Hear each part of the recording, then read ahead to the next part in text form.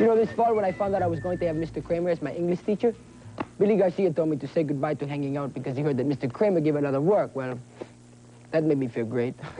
Anyway, on the first day of class, Mr. Kramer stood in front of us and asked us if we wanted to read this book about this kid without parents who takes to the streets and gets mixed up with this tough gang. And we all said, yeah, that sounds great. What's it called?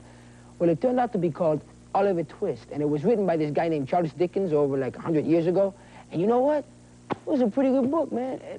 Mr. Kramer could have looked at us and just said, like, oh, these kids are, like, probably losers, and I'll just let them read comic books. But instead, he believes in us enough to introduce us to books like that.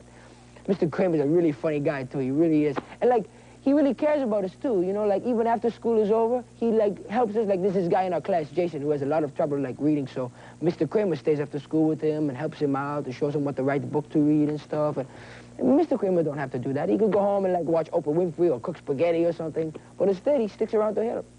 See, Billy Garcia don't know what he's talking about, man. And as a teacher, Mr. Kramer gets an A+ in my book.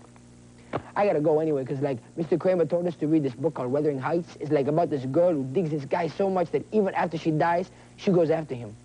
This is really true love, man. I'll see you later.